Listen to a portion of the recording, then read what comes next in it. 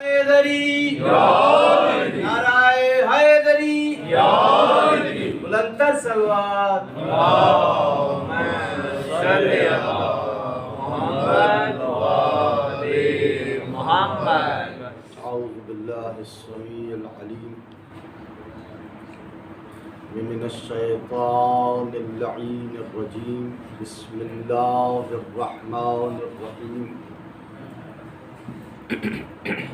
الحمد للہ الذی لا یبلغ مدحتہ القائلون ولا یحصی نعماہ العادون ولا یعدی حقہ المجتہدون.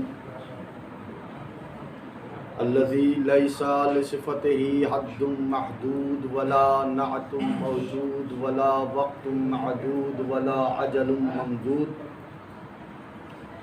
وتر الخلائق بقدرته ونشر الرياح برحمته وابتدى بالصخور ما يدانا أرضه. أول الدين معرفته وكمال معرفته التصديق به وكمال التصديق به توحيده وكمال التوحيد الأخلاص له. الصلاة والسلام والتحية والإكرام على أشرف الأنبياء والمرسلين سيدنا المسدد نذيرنا المؤيد المصطفى الأمجد المحمود الأحمد أبي القاسم محمد صلی علی محمد وآل محمد وآلہ الطیبین الطاہرین المعصومین المنتخبین المنتجبین المظلومین. ولعنۃ اللہ علی اعدائہم اجمعین من یومنا ھذا الی یوم الدین. اما بعد فقد قال اللہ تبارک وتعالی فی کتابہ المتقن وقولہ الاحسن. بسم اللہ الرحمن الرحیم. قل هو اللہ احد اللہ الصمد لم یلد ولم یولد ولم یکن لہ کفوا احد. صلوات پر محمد وآل محمد. صلی علی محمد وآل محمد. ایک مرتبہ پھر بآواز بلند تر صلوات پڑھیں. اللہم صلی علی محمد وآل محمد. عزیزان من، جوانان من، عنوان توحید پر آج ہماری تیسری اور آخری گفتگو. اور اس عنوان کے لیے جس سورہ مبارکہ کو میں نے سرنامہ کلام قرار دیا، اور آج تیسرا مسلسل دن ہے کہ میں پڑھنے کی اور آپ سننے کی سعادت حاصل کر رہے ہیں. ماشاءاللہ. مولا متقیان کا پسندیدہ ترین سورہ. ارشاد پروردگار عالم ہو رہا ہے کہ قل، اے میرے حبیب کہہ دیجئے، هو اللہ احد، وہ اللہ احد ہے، اکیلا ہے، یکتا ہے، تنہا ہے، یگانہ ہے. کون اللہ یگانہ ہے؟ اللہ الصمد، وہ اللہ کہ جو صمد ہے، بے نیاز ہے. لم یلد ولم یولد، نہ وہ کسی سے جنا ہے نہ اس نے کسی کو جنا ہے. نہ وہ کسی سے پیدا ہوا ہے نہ اس نے کسی کو پیدا کیا ہے. ولم یکن لہ کفوا احد، اور اس کا کوئی ایک بھی ہمسر شریک نہیں ہے. عزیزان محترم، کل میں نے اس کا شان نزول آپ کے سامنے بیان کیا تھا، اور گفتگو کل ہماری یہاں تک پہنچی تھی کہ توحید مانا خدا کو ایک ماننا.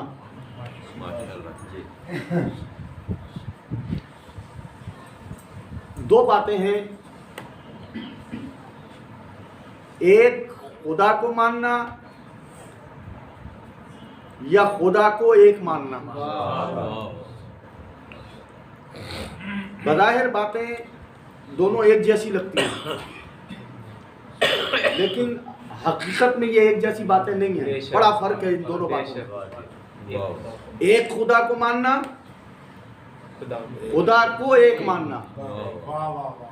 ایک خدا کو ماننا مانا ایک خدا وہ ہے، 365 ہمارے ہیں، ٹھیک ہے۔ بات گفتگو یہاں پر میں نے چھوڑی تھی کہ جھگڑا کیا تھا رسول خدا سے؟ جھگڑا یہ نہیں تھا کہ ایک خدا کو منوانے آئے تھے۔ توجہ چاہ رہا ہوں، بہت یعنی اہم گفتگو ہے، اور چاہوں گا میرے نوجوان اس جملے کو کی حقیقت کو سمجھیں۔ رسول ایک خدا کو منوانے نہیں آئے تھے، رسول خدا کو ایک منوانے کے لیے آئے تھے۔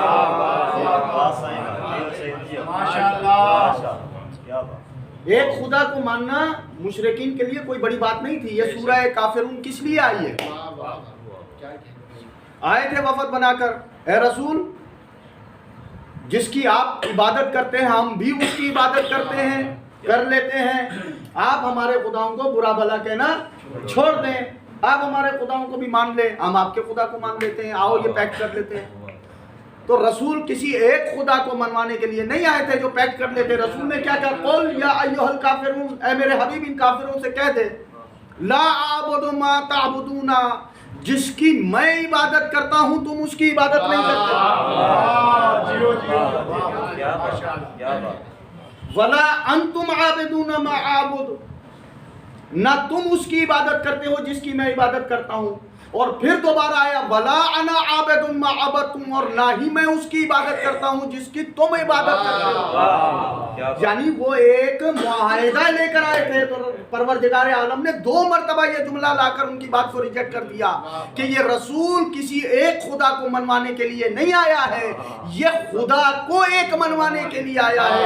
اسی لیے کلمہ یہ نہیں ہے کہ اللہ واحد یا اللہ احد، کلمہ یہ ہے کہ لا الہ الا اللہ۔ پہلے 360 خداؤں کا یا دوسرے خداؤں کا انکار کرو، زر کا خدا، دولت کا خدا، اقتدار کا خدا، حکمرانی خدا، زمین کا خدا، ہوا کا خدا، نفس کا خدا، خواہشوں کا خدا، ان تمام خداؤں کا انکار کر کے الا اللہ، جب ان پر نفرین کر دو پھر اسے خدا کی بات کرو۔ حقیقت یہ ہے کہ رسول، اسی لیے رسول سے کہلوایا گیا، اے رسول کہہ دو، پہلا جملہ ہی بڑا اہم جملہ ہے قسم خدا کی، هو اللہ احد۔ یہ احد ہے، واحد نہیں ہے، میں نے پہلے ہی کہا واحد یعنی تمہارے 360 کے مقابلے میں ایک واحد ہے، لیکن احد مانا اس کا کوئی ہمسر ہی نہیں ہے، اس کا کوئی شریک ہی نہیں ہے، اس کی کوئی مثل نہیں ہے، اس کی کوئی نظیر نہیں ہے، اس کی کوئی شبیہ نہیں ہے۔ اللہ اکبر۔ اور احد کا مطلب یہ ہے کہ وہ کسی کا مرکب نہیں ہے۔ دیکھیں پانی کا ایک گلاس لاتے ہیں نا، کیا کہتے ہیں؟ ایک گلاس یا پانی ایک عنصر ہے، لیکن ایک عنصر نہیں ہے پانی۔ پانی میں کم از کم 2 چیزیں شامل ہیں، 2 چیزوں کا مرکب ہے، ہائیڈروجن کا اور آکسیجن کا۔ یعنی کائنات کی جس شے کو اٹھا کر دیکھ لیں، ہاں انسان بحیثیت نوع ایک الگ نوع ہے، حیوان سے الگ ہے، ایک واحد، لیکن انسان ایک بھی واحد نہیں ہے۔ دیکھیں انسان کچھ چیزوں کا مجموعہ ہے، انسان کے 2 ہاتھ ہیں، انسان کے 2 پاؤں ہیں، انسان کی 2 آنکھیں ہیں، انسان کے 2 ہونٹ ہیں، انسان مرکب ہے۔ خدا وہ ہے جو کسی چیز کا مرکب نہیں ہے، جو کسی چیز سے مل کر نہیں بنا، وہ بسیط ہے، وہ مجرد ہے، پروردگار عالم۔ اور میں حقیقت میں یہ ہے عزیزان محترم کہ کل بات چل رہی تھی کہ صفات ثبوتیہ اور صفات سلبیہ کے حوالے سے، اب میں جو تھوڑا سا کنفیوز ہوتا ہوں وہ یہ ہوتا ہوں کہ میں کیا آگے پڑھوں اور کیا چھوڑوں، کیونکہ اگر سب پڑھنا شروع کر دوں تو پھر گفتگو بہت طویل ہو جائے گی اور اس کو سمیٹنا میرے لیے مشکل ہوگا۔ اس لیے تھوڑی سی دیر کے لیے رکتا ہوں کہ کیا آپ کو بتانا ہے کہ آپ کی سمجھ میں بھی آ جائے، میرے بچے اپنے ذہن میں اس کو محفوظ بھی کر لیں اور بات بھی آپ ایبزارب کر لیں اور طویل گفتگو بھی نہ ہو۔ کل بات چل رہی تھی صفات ثبوتیہ اور صفات سلبیہ۔ ثبوتیہ مانا آج 2-4 چہرے میں نہیں دیکھ رہا ہوں اس لیے تھوڑی سی تشریح کر رہا ہوں۔ ثبوتیہ ان صفات کو کہا جاتا ہے جو پروردگار عالم کے کمال کو بیان کرتی ہے، یعنی جس کو ہم حمد خدا میں بیان کرتے ہیں، ہے رحیم ہے، کریم ہے، غفور ہے، ستار ہے، غفار ہے، یہ ہے جہاں پر آ رہا ہے یہ صفات ثبوتیہ ہیں، یعنی کمال بیان کر رہے ہیں۔ صفات سلبیہ یہ نہیں ہے، یہ نہیں ہے، یہ نہیں ہے، یہ نہیں ہے، یہ نہیں ہے، یعنی خدا ہر نقص سے پاک ہے، پاک و پاکیزہ ہے، کوئی نقص اس میں شامل نہیں، اس میں کمال ہی کمال ہے، وہ مطلق کمال ہے، اور ہر کمال اس سے جاری ہوتا ہے۔ اگر کسی کو کوئی شرف ملتا ہے تو وہ اس سے ملتا ہے۔ اب عزیزان محترم، جب ہم بات توحید کی کریں گے تو اس نظر سے توحید دو حصوں میں تقسیم ہو جاتی ہے۔ اب میں خلاص والی توحید کی بات کر رہا ہوں تاکہ میرے بچوں کی سمجھ میں آ جائے۔ کتنے حصوں میں تقسیم ہوئی توحید؟ دو۔ ایک ہے توحید نظری، ایک ہے توحید عملی۔ توحید نظری اور توحید عملی۔ توحید نظری کیا ہے؟ ایک نظریہ ہے، ہم نے اس کو ایڈاپٹ کر لیا، اس کو ایبزارب کر لیا، اس کو تسلیم کر لیا، یہ ہے توحید نظری۔ ہم نے زبان سے کہہ دیا لا الہ الا اللہ، یہ توحید نظری ہے۔ ہم نے مان لیا خدا احد ہے، ہم نے مان لیا خدا واحد ہے، ہم نے مان لیا خدا رحمان ہے، ہم نے مان لیا خدا رحیم ہے، ہم نے مان لیا خدا قدوس ہے۔ جو صفات ہمارے ذہن میں نہیں، ہم میں ہمارے مطالعے میں نبی اکرم سے یا ان کے جو نمائندگان ہیں، ان کے بعد والے ائمہ طاہرین معصومین علیہ السلام سے ملی، ہم نے اس کو تسلیم کرتے چلے گئے۔ یہ تسلیم کی منزل کہلاتی ہے توحید نظری۔ لیکن توحید نظری کافی نہیں ہے۔ اقبال نے کہا نا کہ زندہ قوت تھی کبھی یہی توحید تیری، زندہ قوت تھی تیری یہی توحید کبھی، آج کیا ہے فقط مسئلہ علم کلام، یعنی آج صرف باتوں کی حد تک تو ہم توحید کرتے ہیں، ورنہ جب ہم پہلا کلمہ کہہ رہے ہیں، اور دیکھیں یہ جو فروع دین میں آخر میں چیز آ رہی ہے نا، فروع دین کتنے ہیں؟ 10۔ گردن ہلانے کے بجائے مجھے تھوڑا بتائیں، مجھے بھی تو بتائیں نا، میں آپ کو بتا رہا ہوں کچھ مجھے بھی تو بتائیں نا۔ اصول دین تو میں نے بتا دی یہ 5 ہیں، فروع دین کتنے ہیں؟ 10۔ آخری 2 کون سے ہیں؟ تولا اور تبرہ۔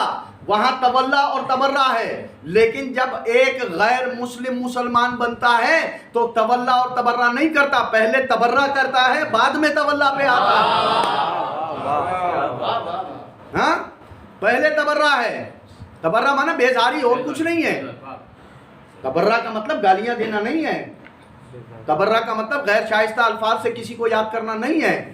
تبرہ کا مطلب یہ ہے کہ گناہ سے بیزاری کا طریقہ اختیار کیا جائے، بیداری کا اعلان کیا جائے، بھائی میں اس سے بیدار ہوں، یہ ہے تبرہ۔ اور تبرہ کوئی ایسی چیز نہیں ہے جس کو کہا ہے بھائی یہ کون سی بات ہو گئی تبرہ اور تولا۔ تولا مانا میں اس سے محبت رکھتا ہوں، میں اس سے قرب رکھتا ہوں، میں اس سے نزدیکی چاہتا ہوں، میں اس کے نزدیک ہونا چاہتا ہوں، میں اس کی الفت چاہتا ہوں، میں اس کا انس چاہتا ہوں، میں اس کی محبت چاہتا ہوں، میں اس کی قریب ہونا چاہتا ہوں۔ قریب کس سے کیا ہونا چاہتا ہے انسان؟ کمال کے قریب ہونا چاہتا ہے، اچھائی کے نزدیک ہونا چاہتا ہے، کوئی خوبصورت چیز دیکھتا ہے اس کے قریب ہونا چاہتا ہے، یا اس کو قریب کرنا چاہتا ہے، یا اس کے خود قریب ہونا چاہتا ہے۔ تو جس کے دروازے سے، جس کی بارگاہ سے شرافتیں مل رہی ہوں، عظمتیں مل رہی ہوں، فضیلتیں مل رہی ہوں، عزتیں مل رہی ہوں، عزت کا معدن کون ہے؟ عزتیں کہاں سے ملتی ہیں؟ زر، زن، زمین، پوست، طاقت، پیسہ، اس سے عزت نہیں ملتی۔ پروردگار عالم کہہ رہا ہے قرآن میں کس سے عزت ملتی ہے؟ من کان یرید العزت، اے انسان اگر تو حصول عزت کا ارادہ رکھتا ہے، اگر تو عزت چاہتا ہے تو 2 باتیں یاد رکھ۔ من کان یرید العزت فللہ العزت جمیعا، ہر عزت کا سرچشمہ ذات پروردگار الہی ہے۔ ہاں، اب اس آیت کو میں پورا نہیں پڑھ رہا کیونکہ پھر اس آیت میں نکل گیا تو گفتگو کہیں اور نکل جائے گی۔ یعنی شرافت، عظمت، فضیلت، مرتبہ، احترام، اکرام اگر ہم چاہتے ہیں تو بارگاہ الہی میں آنا پڑے گا، اور بارگاہ الہی میں آنے کے لیے ہمیں سب سے پہلے دوسرے الہ کو جو ہم نے مان رکھے ہیں، چاہے زبان سے اس کا اقرار کریں یا نہ کریں، لیکن عملی بھی ہمیں ان سے اظہار بیزاری کرنا ہے۔ حقیقت میں تبرہ عمل ہے، تولا عمل ہے، فعل ہے، اسی لیے فروع دین میں ہے، یہ عقیدہ نہیں ہے۔ اسی لیے توحید صرف عقیدہ نہیں ہے، توحید نظری بھی ہے، توحید عملی بھی ہے۔ ہم کہتے تو ہیں لا الہ الا اللہ، اچھا توحید عملی کیا ہے؟ ایک جملے میں بتا رہا ہوں۔ توحید عملی کا مطلب یہ ہے، توحید نظری اللہ کو ایک مانو، اس کے سوا کوئی نہیں ہے، اور توحید عملی یہ ہے کہ اللہ کی مانو اور کسی کی نہ مانو۔ اب اگر کہیں ایسی جگہ پھنس گئے، دو راہیں جا رہی ہیں، ایک راہ جو ہے وہ یہ سمجھا رہی ہے، آپ کا دل للچا رہا ہے یار یہ کام کر لوں، ہاں تھوڑا سا فائدہ ہو جائے گا، لیکن ادھر اللہ کا فرمان سامنے آ رہا ہے نہیں دیکھو یہ حرام ہے۔ اب میں کسی چیز کا نام نہیں لے رہا ہوں، آپ اپنے ذہن میں ہر اس چیز کو سوچتے چلے جائیں۔ پہلے کیا ہے؟ لا الہ الا اللہ، اس کو پریکٹیکل لانا ہے، اپلیکیبل کرنا ہے اس چیز کو۔ توحید صرف عقیدہ نہیں ہے، توحید ایک اپلیکیشن ہے جس کو اپلائیڈ کرنا ہے اپنے آپ پر۔ خالی زبان سے کہہ دیا لا الہ الا اللہ محمد رسول اللہ، مطلب کیا ہے؟ اقبال نے کہا نا، زبان سے کہہ بھی دیا لا الہ تو کیا حاصل، دل و نگاہ مسلمان نہیں تو کچھ بھی نہیں۔ دل و نگاہ کو مسلمان کرنا ہے بھائی، دل و نگاہ کیسے مسلمان ہوں گے؟ جب قلب میں لا الہ الا اللہ راسخ ہو جائے گا، جب دل میں لا الہ الا اللہ اتر جائے گا۔ اترنے کا نام ہے ایمان۔ اسی لیے تو جب کچھ اعرابی آئے تھے رسول اللہ کے پاس اور آ کے کہنے لگے یا رسول اللہ ہم ایمان لے آئے، تو فوراً آیت قرآن نازل ہو گئی، وقالت الاعراب آمنا، یہ اعرابی کہتے ہیں ہم ایمان لے آئے، اے رسول ان سے کہہ دو کہ تم ایمان نہیں لائے بلکہ یوں کہو اسلمنا، ہم اسلام لائے ہیں، ایمان تو ابھی تمہارے حلق سے نیچے نہیں اترا ہے۔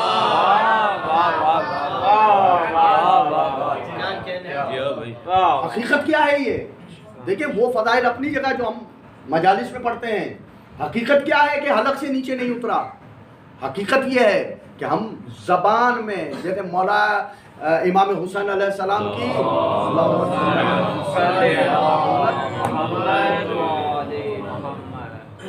پرسوں ولادت ہے، 3 شعبان ہے، ان کا ایک قول مجھے یاد آ رہا ہے کہ لوگ اسلام کو، اسلام کی ہدایات کو صرف اپنی زبان کے لیے ایک چٹنی کا ذائقہ دیتے ہیں اور کچھ بھی نہیں۔ یعنی میں مفہوم بتا رہا ہوں، لفظ میں تھوڑی ہیر پھیر ہو سکتی ہے، مفہوم کیا ہے؟ یہ مولا حسین کے پیغام کا مفہوم بتا رہا ہوں میں آپ کو، اور مولا نے چٹنی کا لفظ استعمال کیا ہے کہ اسلام کی ہدایات کو، اسلام کے بیان کو، اسلام کے پیغام کو، اسلام کے دستور کو، اسلام کے قانون کو کیا سمجھتے ہیں؟ زبان کے لیے چٹنی سمجھتے ہیں۔ بھائی چٹنی ہم کس لیے استعمال کرتے ہیں؟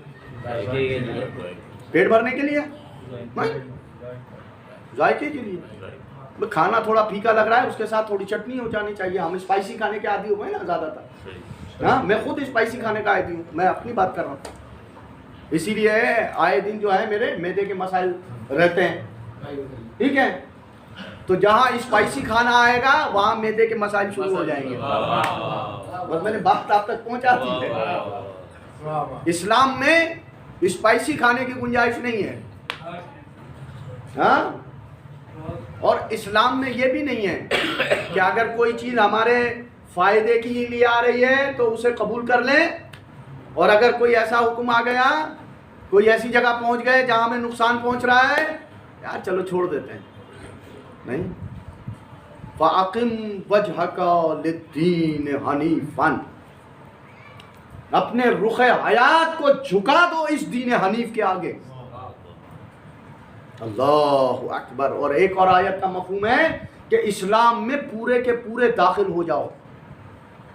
یہ نہیں ہے کہ نماز پڑھ لی، روزہ رکھ لیا، حج کر لیا، زکوٰۃ دے دی، کچھ اعمال بجا لائے، ہم مسلمان ہو گئے. ٹھیک ہے، آپ نے لا الہ الا اللہ پڑھ لیا، آپ مسلمان ہو گئے.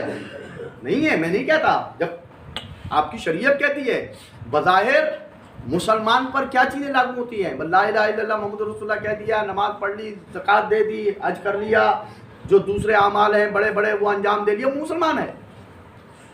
مومن کیا ہے؟ مومن کسے کہتے ہیں؟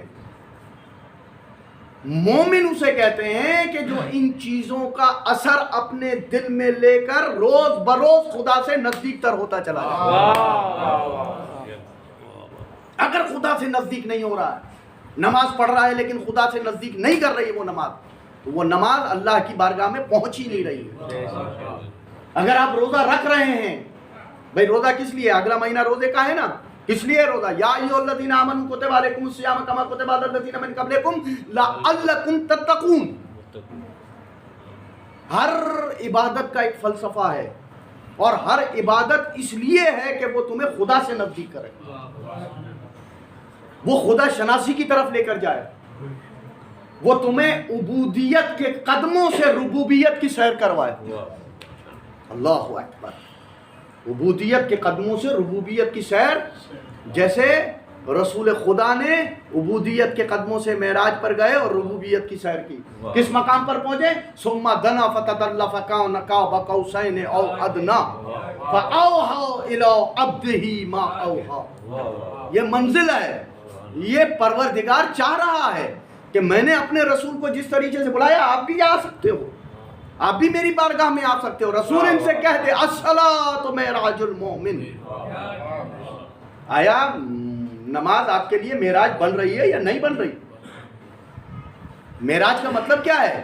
معراج کا مطلب خدا سے نزدیکی، قرب الہی، تقرب الہی. ہر عمل کس لیے ہے؟ جو بھی نیکی کا عمل ہے، ہر خیر عمل،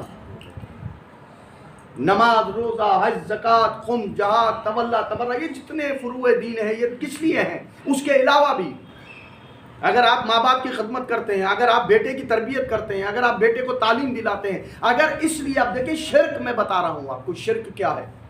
ایک تو ہوتا ہے شرک جلی. شرک جلی تو یہی ہے کہ اگر اللہ کے ساتھ آپ نے کسی کو شریک کر لیا، یہ شرک جلی ہے.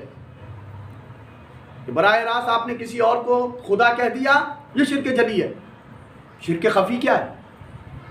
ڈرا کریں امام جعفر صادق علیہ السلام. آج میرے پاس گھڑی نہیں ہے، مجھے پتہ ایک مرتبہ اور صلوات پڑھیں.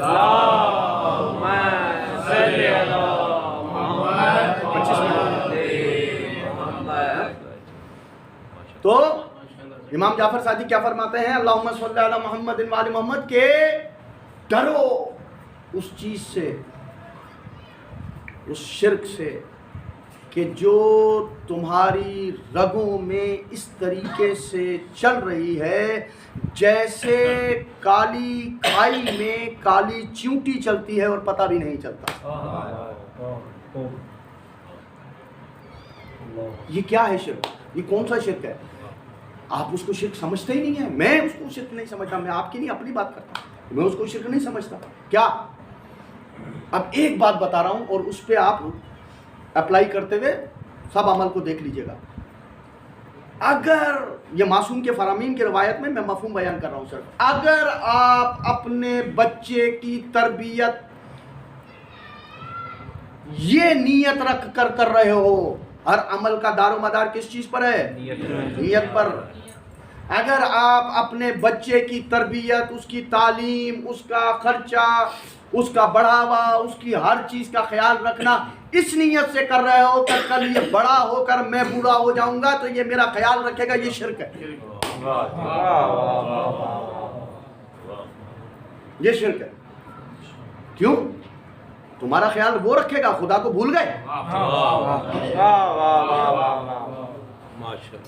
خیال رکھنے والا کون ہے؟ خدا ہے۔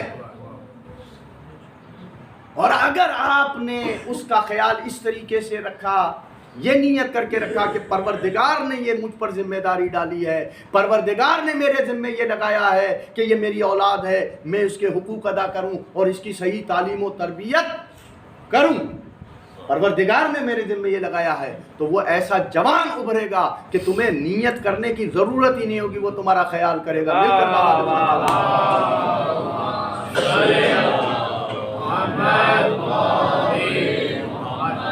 دنیا میں کسی سے امید رکھنا، دیکھیں دنیا کے کام چلتے ہیں ایک دوسرے کے بغیر نہیں ہوتے ہیں، انسان بے نیاز نہیں ہے، بے نیاز وہ ہے۔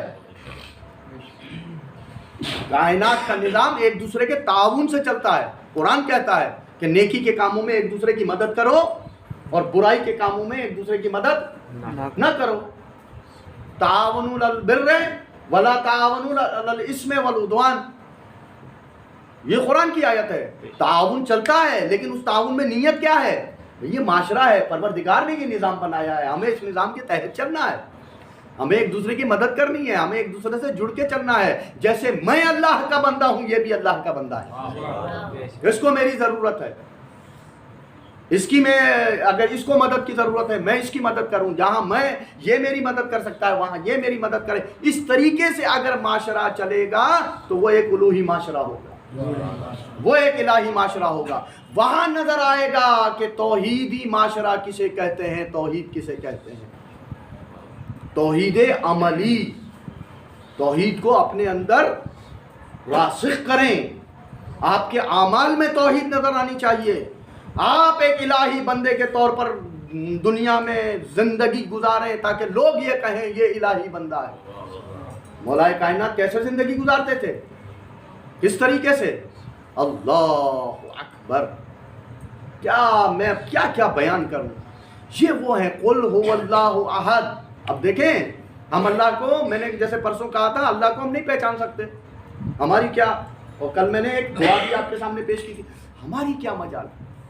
لیکن نہیں، پروردگار عالم نے کہا کہ دیکھو اس زمین کے ذریعے سے مجھ تک پہنچو، اس آسمان کے ذریعے سے مجھ تک پہنچو، انفس و آفاق کے ذریعے سے مجھ تک پہنچو، یہ ساری اثر ہیں، ان اثر کے ذریعے مؤثر تک پہنچو۔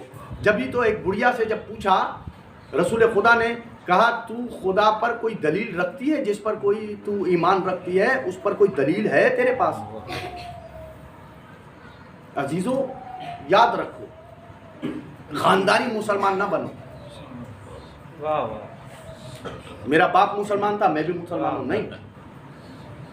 آپ مسلمان کیوں ہیں؟ آپ موحد کیوں ہیں؟ آپ اللہ کو واحد کیوں اور احد کیوں مانتے ہیں؟ یہ آپ کے پاس دلیل ہونی چاہیے۔ ایک بڑھیا بدو عورت سے پوچھا رسول خدا نے کہ تو خدا کو مانتی ہے؟ کہاں؟ کلمہ پڑھتی ہے؟ کہاں؟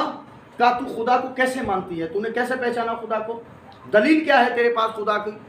کہا دلیل یہ ہے کہ اے اللہ کے رسول، یہ جو چرخہ ہے نا میرے سامنے، اس چرخے کو میں چلاتی ہوں تو یہ چلتا ہے، میں روکتی ہوں تو یہ رکتا ہے۔ جب ایک اتنا سا چرخہ بغیر کسی کے چلائے چل نہیں سکتا تو یہ پوری کائنات بغیر کسی کے کیسے چلے؟ میں نے اپنے چرخے کے ذریعے اپنے خدا کو پہچانا۔ اسی لیے عزیزان محترم، میں نے پہلی گفتگو میں کہا تھا کہ خدا نے، یعنی ہمارے علماء نے، ہمارے مفسرین نے، اور جو ہماری کتابیں ہیں اس میں اصول دین میں پہلا کام، یا قرآن میں بھی کہیں پہ پروردگار عالم نے اپنے وجود کے لیے دلیل نہیں دی، لیکن اصول دین میں پہلا ہے توحید۔ کیوں دلیل نہیں دی؟ آپ سوچو اپنے آپ میں، آپ اپنے آپ میں جھانکو۔ جب آپ ہو تو پھر آپ کا بنانے والا کوئی ہے۔ جب آپ سے کوئی پوچھے گا بھائی آپ کہاں سے آئے، تو آپ کہو گے میرے باپ کے ذریعے سے میں آیا۔ تمہارا باپ کس کے ذریعے سے آیا؟ کہا اس کے باپ کے ذریعے سے آیا۔ کہا وہ کہاں سے آیا؟ کہا اس کے باپ کے ذریعے سے آیا۔ چلتے چلتے گفتگو کہاں پہنچے گی؟ آدم تک۔ آدم کیسے آئے؟ آدم کو کس نے بنایا؟ کہا آدم کو بنانے والا وہ ہے۔ اس کو کس نے بنایا؟ اس کو نہ کسی نے بنایا ہے نہ وہ کسی کو پیدا کرتا ہے۔ قل هو اللہ احد. میں عزیزان محترم بہت بتانا چاہتا تھا یہ جو هو اللہ احد ہے نا, ہوا اللہ احد, میں کیا کروں, میں کیسے بتاؤں, بہت آگے گمبھیر بات ہو جائے گی. یہ 3 مقامات ہیں سالکین الی اللہ کے لیے. ہوا ہماری منزل نہیں ہے,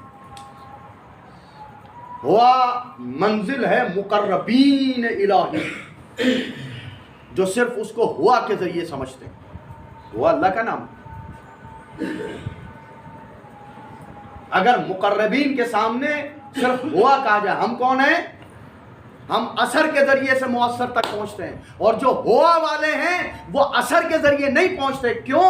اس لیے کہ ہم تو پیدا ہوئے جب یہ زمین و آسمان بن چکے تھے, لیکن وہ جو زمین و آسمان سے پہلے بنے انہوں نے کیسے پہچانا؟ کیا زمین و آسمان تو بعد میں بنے, کیا اس کے بعد پہچانا؟ نہیں. اسی لیے مولا کائنات دعائے صبا میں ایک جملہ فرماتے ہیں, یا من دل علی ذاتہ بذاتہ, اے پروردگار تو وہ ہے جو اپنی دلیل خود آپ ہے. مجھے تجھ تک پہنچنے کے لیے زمین و آسمان کی دلیل نہیں چاہیے, تو خود دلیل ہے.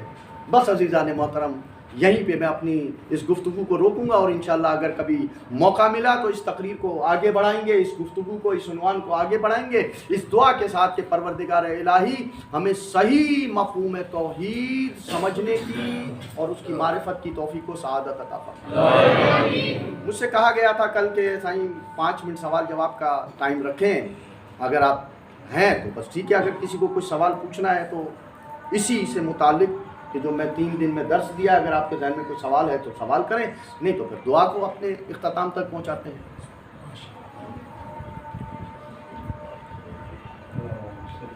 نہیں ہے کوئی سوال؟ مجھے جوانوں نے جنہوں نے کہا تھا, انہوں نے کہا تھا سائیں تقریر کے بعد 5 منٹ کا جو سیشن ہے وہ سوال جواب کا رکھیے گا, لیکن آپ سوال جواب, آپ کے ذہن میں کوئی سوال نہیں ہے؟ صحیح ہے کہ ہم نے کہا اثر تک پہنچے تو کئی جگہ آگے یار بات یہ وسیلے کے ذریعے آئے, اس تک پہنچنے کے لیے وسیلہ تلاش کریں, خدا تک پہنچنے کے لیے. وہ تو میں نے پہلی گفتگو میں کہا نا, قل کیا ہے, کیوں پروردگار عالم نے قل کو رکھا؟ اے حبیب تم کہہ دو. یہ قل ہی تو وسیلہ ہے کہ اگر اس وسیلے کو ہٹا کر جب وہ وسیلہ بنا رہا ہے ہم تک پہنچنے کے لیے, یہ نہیں ہے کہ وہ ہم تک نہیں پہنچ سکتا, نہیں پہنچ سکتا ہے, لیکن اس نے نظام ایسا بنایا, وہ اتنا باکمال ہے کہ براہ راست آپ کے ذہنوں میں وہ آ ہی نہیں سکتا. تو اس نے اپنے نزدیک جن کو رکھا, جن کو اپنی معرفت براہ راست دی, جن کو خلق اس لیے کہ میری 3 دن کی گفتگو میں میں نے یہ حدیث پیش کی تھی کہ رسول اکرم نے فرمایا کہ خدا نے کہا کنت کنزا مخفیا, میں ایک چھپا ہوا خزانہ تھا, فاحببت ان اعرف, میں نے چاہا کہ میں پہچانا جاؤں, فخلقتک یا محمد یا فخلقتک الخلق لک یا عرفا, میں نے ایک خلق کو پیدا کیا, اور بعض جگہ پہ اے محمد میں نے تجھے پیدا کیا تاکہ میں پہچانا جاؤں.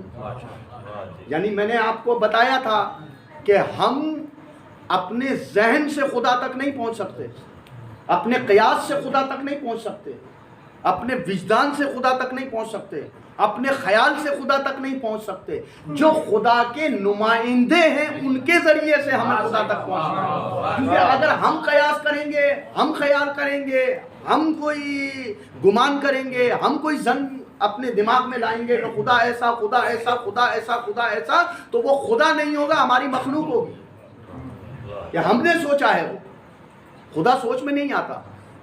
تو خدا نے جو بس خدا, ہاں عقل کہاں استعمال کرنی ہے کہ آیا کوئی خالق ہے, آیا کوئی مالک ہے, آیا کوئی پیدا کرنے والا ہے, یہ عقل سے سوچنا ہے.